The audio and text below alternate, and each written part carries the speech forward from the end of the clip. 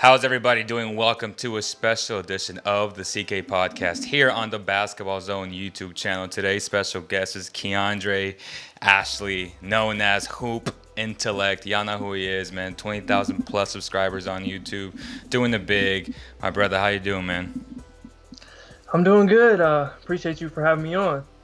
Man, it's a pleasure, man. I actually met you in the most random way. We stayed at the same hotel at Summer League, and I was like, and I realized the hair, I saw the hair. I'm like, that must be Hoop Intellect. And I'm like, Hoop Intellect, and you're kind of shy at first, but no doubt, man. How was your experience, first and foremost? Yeah, so that was definitely weird. Just kind of getting recognized by strangers. That's kind of the thing. So I never have. It's not like there's a blueprint or somebody telling you how to deal with that or whatever.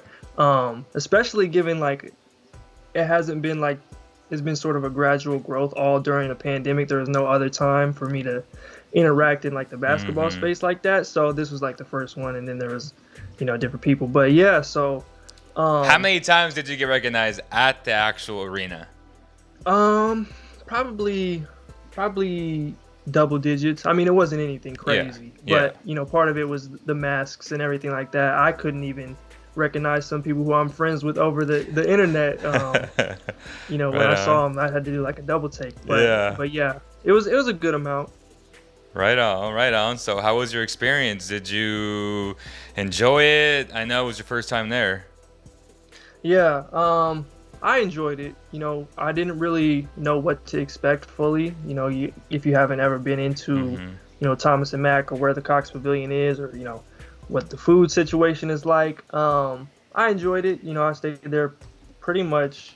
I think it was like 7 days or something like that. Right. It was a pretty long trip. But yeah, I met a lot of different people. Got to see all the prospects up close. So that was a good thing.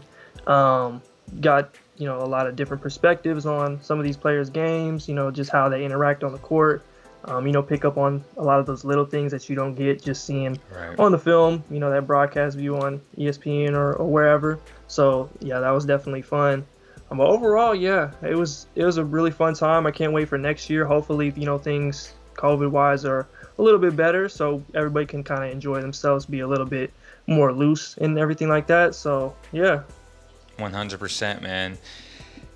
Is there anyone on your big board, let's say top 7 and after that impressed you, or someone that you have very high that you were like, I got a close-up look at him, I'm not very impressed? Was there anyone like that stood out to you? Yeah, off the top of my head, I think I would go with, not that we didn't already know what Cam Thomas could do, but he was really impressive. 100%. Put up points in a big way, like that's what he's done his entire life. But stepped right in once he got those minutes after that first or second game. Immediately started getting points, doing his thing, playing his game, and that's why he was the co-MVP of the summer league. So he was definitely impressive. Davion Mitchell obviously led his Kings team after a rough start over in California and pre-Vegas, and then they got rolling, and he was a big catalyst to that, doing what he does defensively, making it a nightmare for opposing guards, and then running the show. I thought he was really impressive. So those two, off top, just kind of trying to think back. Were you at the Jello game? Jello? Oh, which one? The first one? The first one, yeah. I missed the first one because it was packed. I tried to get in there late, and that was a mistake. So it was no getting in. It was crazy, bro. LeVar Ball passed me up in line trying to get in. He's like, big baller in the way, big baller in the way. And I'm like, what? And I was thinking, why is he here? And I had totally forgot that Jello was on the team. Yeah, I had forgot too. So when I thought about it, I was over in the other gym. I was like, maybe I should go over there. No chance of getting in. That's what I was saying in one of my videos. Like, other than Jalen Green and Cade Cunningham, their matchup, his first game was probably the most like hyped, and it's pretty crazy just given that he's undrafted and hasn't really done anything like major in the. And he's not even on the team anymore. World. Like, he's not even on the team anymore. That's crazy, man. Okay, so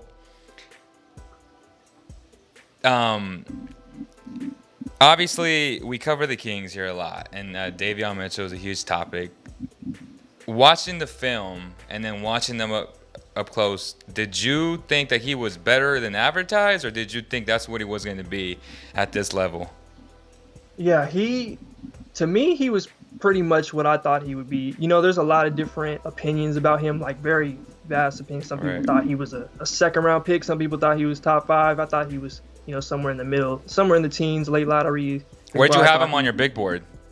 I think he ended up at about 15, somewhere in there. So, a little bit lower than some people, much Okay. higher than I know some people had him late Right. first round and things like that. But yeah, the defense showed up immediately.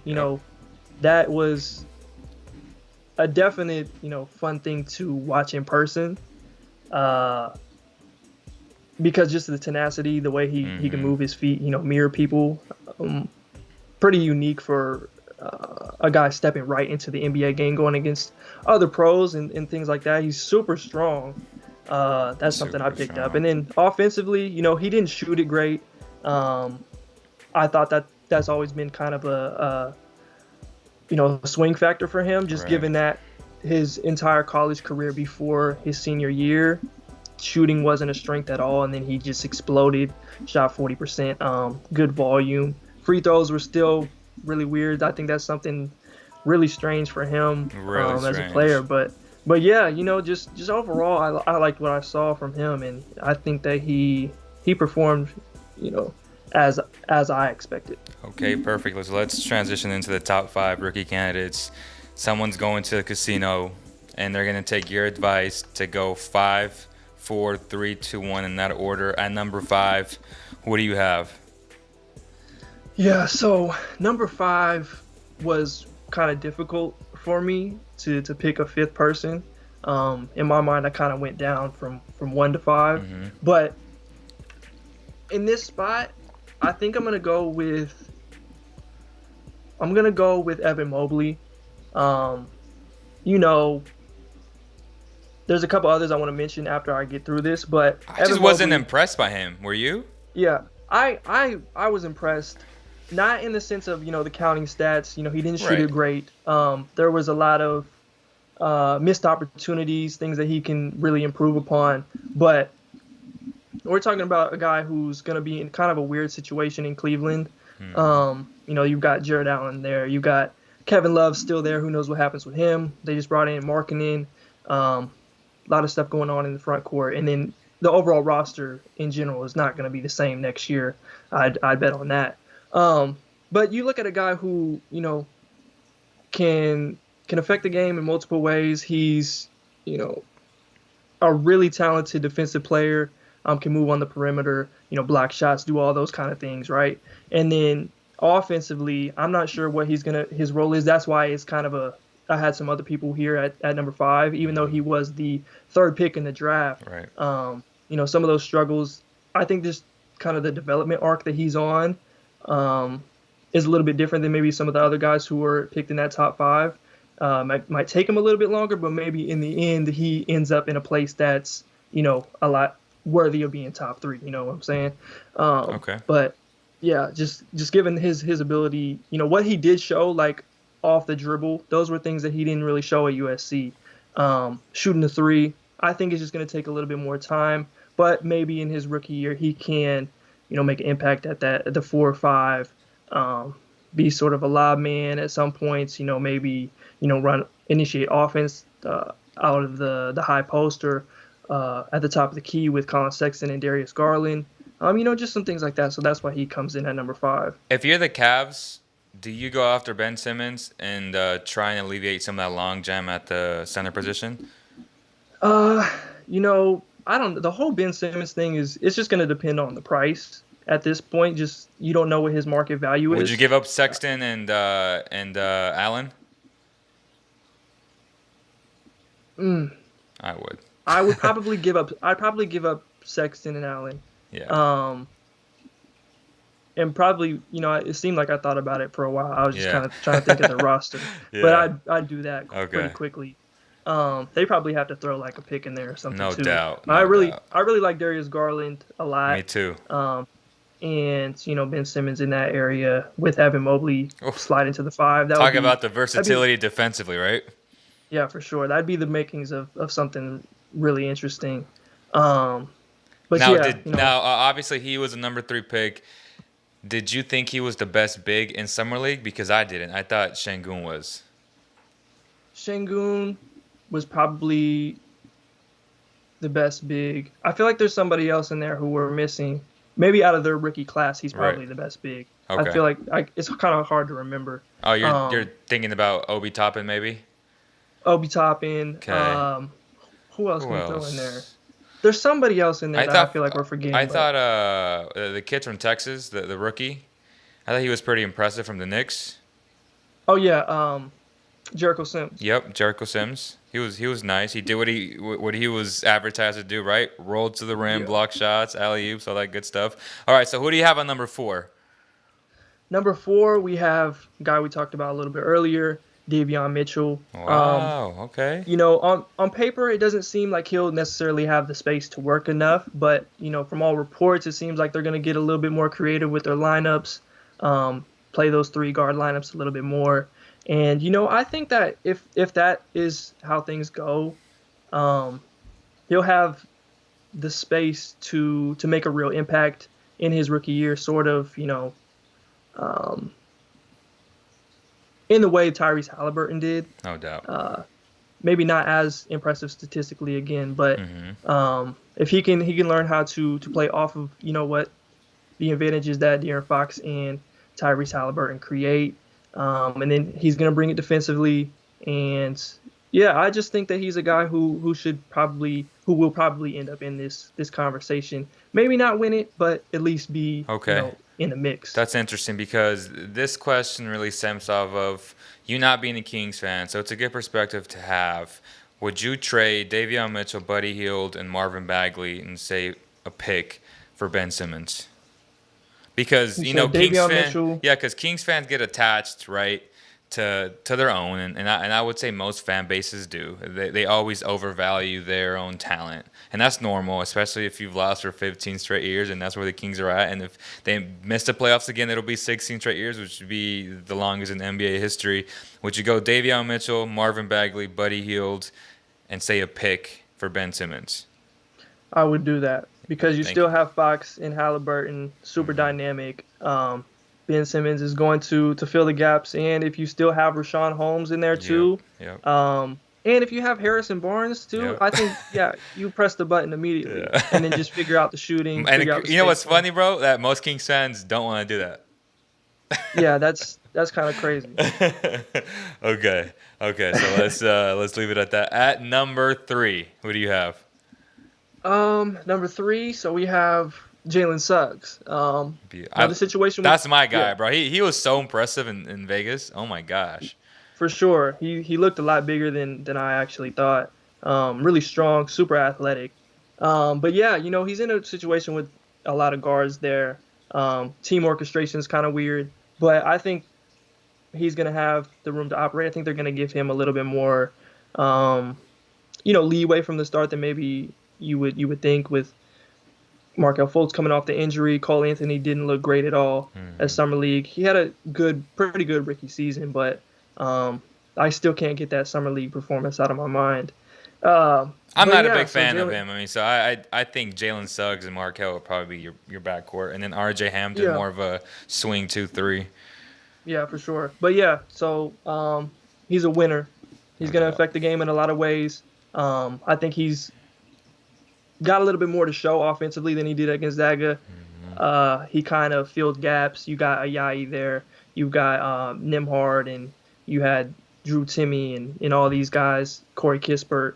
So he kind of just filled his role, freshman guy, kind of just tried to go with the flow, find his spots. I think he'll have a little bit more freedom, try to create a little more than we've seen in the past. And, in an award like this, Rookie of the Year, where the counting stats are always, at the forefront, no doubt. I think that he will have enough room to get those and make a big impact on winning.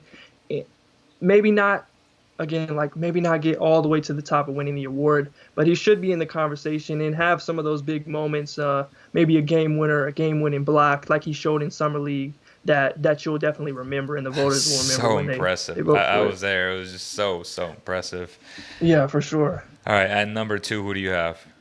Number two, I have so the top two are pretty close, in my opinion. I've got Jalen Green at number two. Okay. Super dynamic scorer. Other players on his team, you've got Kevin Porter Jr. there, Christian Wood. Outside of that, it's not really much there. I think those three are really going to carry it for this team. Maybe probably won't win a lot of games, but in my opinion, he's the most entertaining player in this class. Okay. You just look at the way he scores the ball, his athleticism, obviously, out of this world. And then, he just carries himself with this type of swag that, is really just box office. And, in the way that LaMelo Ball or Anthony Edwards kind of came in last year. I think that he's going to score a lot of points this year and put his name up at the top of the list for best rookie in the class, starting off. And at 1, you have Cade. Yeah, Cade Cunningham at number 1. I just think, Summer League, he wasn't as impressive as maybe some people would have thought. I think the same thing might happen early on in the season, but because that's just kind of his personality. I think as the season goes on, they get a little bit more comfortable. They see a little bit more from Killian Hayes. Maybe Cade starts getting the ball a little bit more. He finds out what he can do, his role. Is he going to be attacking more from the wing? Mm-hmm. Are they going to keep, running those same kind of sets to get him the ball? Is he going to be shooting spot ups as much? I think what would you do? Like if you're Coach Casey, do you use Killian more off the ball, more on the ball? Do you run more secondary actions to give him a live dribble to attack and then kick out? Or because I feel like when Cade has the ball in his hands, that's when he's at his best, right? Yeah, so it's kind of a difficult thing. At the same time, you want to develop Killian still because he hasn't had a full rookie season. He missed most of it. You still want to see what he can bring to the table. And Cade is a guy who can affect the game from multiple ways. And even if he is more off the ball, you like that more, or you like him more off the ball than Killian off the ball. I think you just start out giving Killian some more reps. Maybe he goes to the bench. Cade runs the show for a while. Mix it up with the lineups. You got Jeremy Grant there if he's going to stay. Sadiq Bey, Isaiah Stewart. He's so good, you kind of just I like what Kelly Olynyk will bring to the table for this team as kind of a pop guy, floor spacer. But yeah, I think Cade has a chance to fill up the stat sheet in a lot of different areas. High teens and points, 5+ rebounds, 5+ assists. That's going to put him in the conversation for the Rookie of the Year. Same thing with the guy like Jalen Green. Which team do you think will win more games, the Pistons or the Rockets? That's a tough one. I think I'd probably go with the Pistons because they're in the East, but both, and they have just a little bit more young talent, more proven talent. Yeah. But they're both going to be pretty bad, I would say. So you're thinking 25 games or less or 30 games or less? Definitely both 30. I haven't looked at it close enough to kind of go with games wise, but somewhere in that range.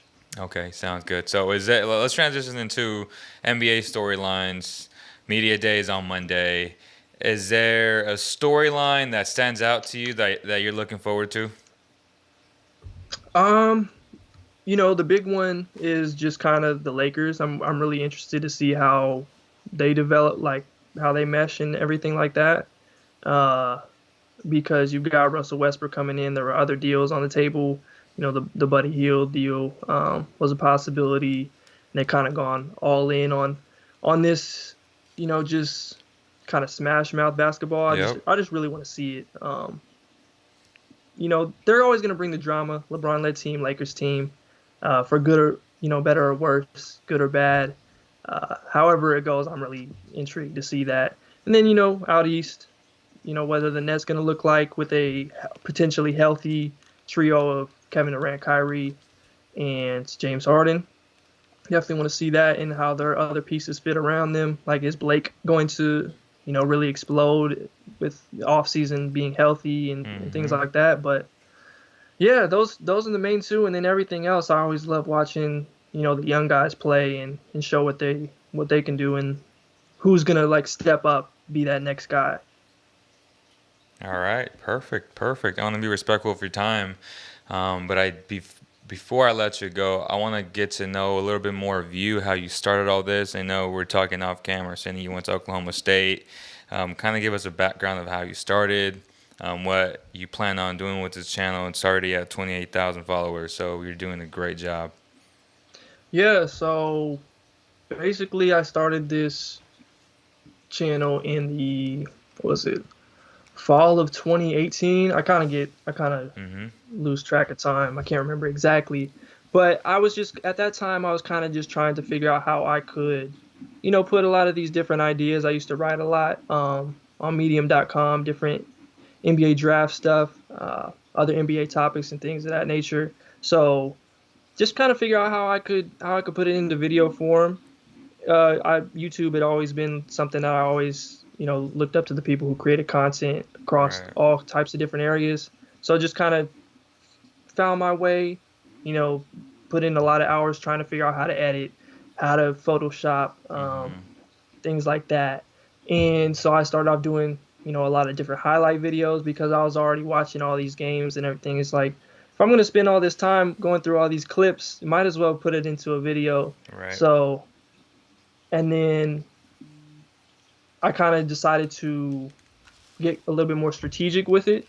And in order to get the eyes to the channel, did stuff on like Alex Caruso, some of the lesser known players who weren't going to get a video from the House of Right. Highlights, the Bleacher Reports, things like that. So did the Alex Caruso video that got like 750,000 Right. views, went crazy.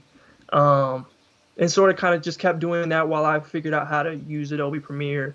My Mm-hmm. skills weren't at the level that I needed to make some of the videos I do today. If you asked me to do that 2, 3 years ago, impossible. Wouldn't have been able to do it. So just kind of work through that while I was in college, and about so spring of 2020, I was like, I need to just go ahead and put these draft profiles and things that I would write about, the big Mm-hmm. boards and mock drafts, into video form. So spent long hours trying to put together the graphics and all stuff like that in the library because I didn't even have a laptop at the time. All right. Um, Figured that out, You found and ways though, right? from there, that's And when yeah, that's beautiful, bro. Because everybody wants to say, "Oh, I don't have this camera, I don't have this microphone, I don't have the lighting," and you are the proof that being in college, doing your full classes, graduating, you made no excuses. You got it done. You went from 0 to 28,000. You put the work in. You learned how to edit on Premiere, which a lot of us had to do, right? yeah. And it's just a great story, man. So I congratulate you on that because you are proof that it's possible. Yeah, for sure. You at a certain point you just gotta go get it, and that's just kind of how my mentality was at that point. It's like how can I get this to the next level?